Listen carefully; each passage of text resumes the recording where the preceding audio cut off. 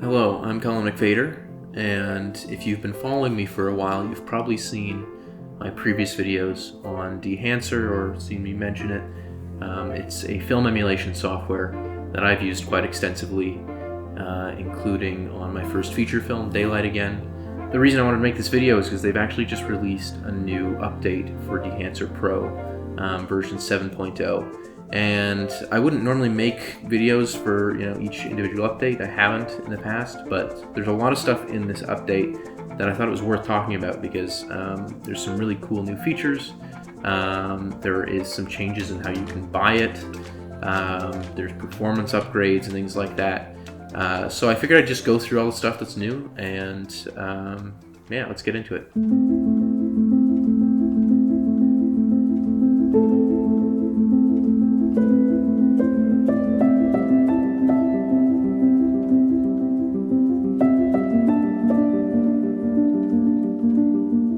So one of the big things that I have been talking to the team at Dehancer about for quite some time is getting larger format film stocks and being able to emulate larger formats film stocks like 65mm. And the reason for that is because I find it can be tricky to get really high resolution scans of that sort of stuff to properly kind of forensically analyze and emulate. It's out there, and there's stuff out there, but there's a lot more 35mm and 16mm and even 8mm than there is 65mm when it comes to really high res scans available. And so I was really pleasantly surprised when I saw in the new version that there is these larger format film stocks. And that's kind of part of a bigger section of the new update, which is that they now have these really great and really easy to use presets. Not just, of course, they've always had them for like film profiles and film color for different stocks, but what they have now is different film gauges as presets as well.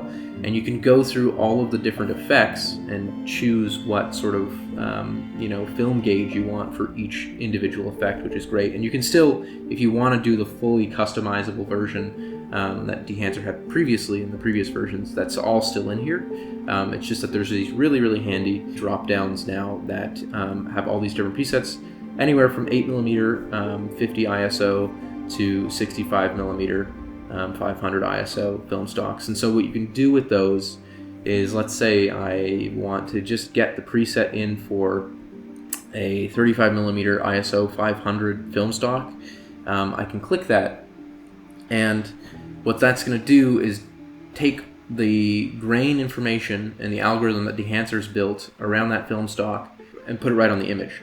One thing that I really like that Dehancer does that not a lot of other film emulation software does is the film emulation, and the grain specifically, is procedurally generated, which kind of means it's like a computer generated image, as opposed to being a sampled image. So sampled would be like you take a scan of film grain and you overlay it over the image. So that's what a lot of film emulation software does. And there's, that might sound great because you've got an actual image of film grain overlaid over the image. But the pitfalls to that are that it really is just that. It's just an overlay. And with a procedurally generated, algorithmic-based film grain like Dehancer has, the grain is actually going to interact with the image. So it's going to interact with the light, it's going to interact with the color, and it's going to change based off of the components of that image, which I think is really great. And it also enables you to customize the grain really extensively without worrying about a resolution downgrade or anything like that. They're very meticulous in the way that they scan these things. They get real stocks, and they've got a fantastic lab at their studio where they scan all of these different stocks and different gauge sizes to get really accurate presets built in. And again, if you don't want to use the presets, you can always go back to the custom tab and customize it fully on your own.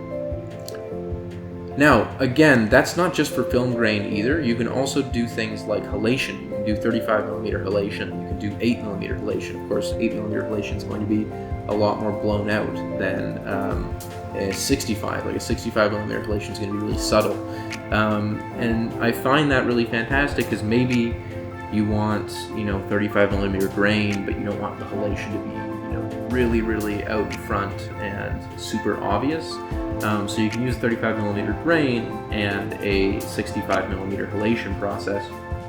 And again, you can then go in and customize those things to your liking if you want to make some fine-tuned detail kind of adjustments. And one that's been added that I've been talking to them as well for a while, though, probably as long as I've been talking to them about large format stocks, is film damage. This has been a really important one to me because I find that one of the key ways that I can figure out if someone's faking film emulation or actually shot something on film is the film damage. Now, the thing is, the built-in film damage function in Resolve is not great. You really don't have a lot of options when it comes to fine-tuning it. You kind of have a ton of it or a lot of it. The lowest setting on Resolve's film damage function is still a lot, and it's in my opinion too much. It kind of gives away that it's fake, because I find that, again, going with that less is more attitude, when someone kind of starts out trying to emulate film, they might throw all this stuff at it, a lot of film damage, a ton of grain, a lot of a really blown out halation process, because they're like, well, I want to show these artifacts to make sure that people see them, to make sure people realize I've emulated the image. But when you actually watch even a projected, 35mm or 65mm print, 70mm blow up or something of a movie, and you see that on screen on a film print, what you notice is that these elements are all really subtle. Dust and hairs and things like that, unless the negative was treated really badly, or the camera was like the gate of the camera wasn't cleaned, or the projection print wasn't handled well, you're not going to see a ton of specks of dust on every single frame. It is a really subtle thing, and also the size of the dust really is important too. You can get, Resolve, you can only go to a minimum size, and it's still really large.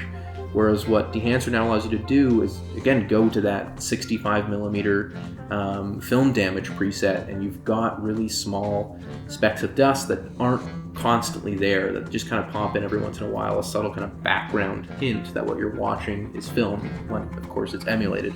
And one of the things that really has excited me about this new upgrade is it's just made Dehancer so much more integratable, if that's a word, in my process as a whole. So I've been using a software called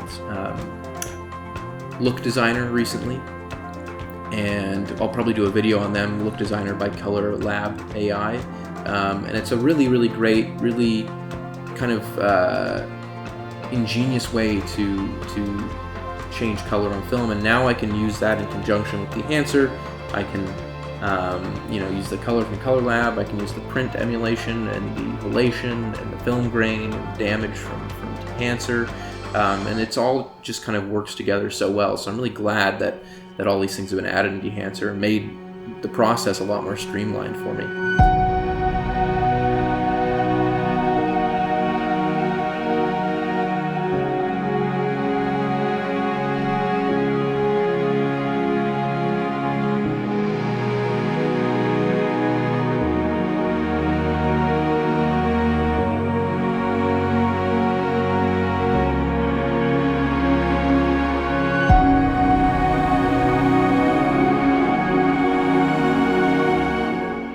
Another small thing that they added was these film developer tools, which I really like.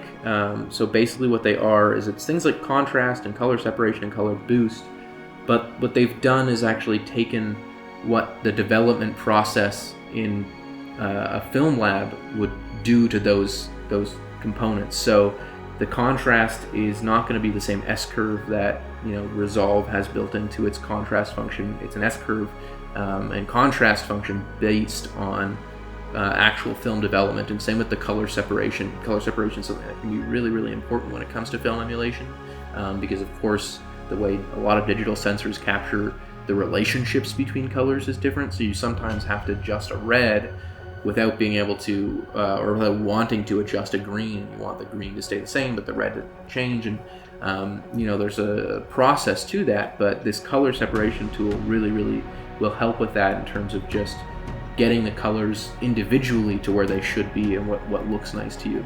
And lastly, as I said at the beginning of the video, there are new ways to buy the software. So typically, again, before now, it has always just been that you had to buy the product outright. You could buy individual components of it, like if you just wanted halation, you could buy halation, or if you just wanted grain, you could buy that. But they were all perpetual licenses, and now what you can do is actually license the product for a set period of time. So if you're just doing a project that you know you're only going to be working 3 months on, there's a 3-month license. Same with a 6-month license and a year license. So if you don't want to buy the product outright, you can get those licenses.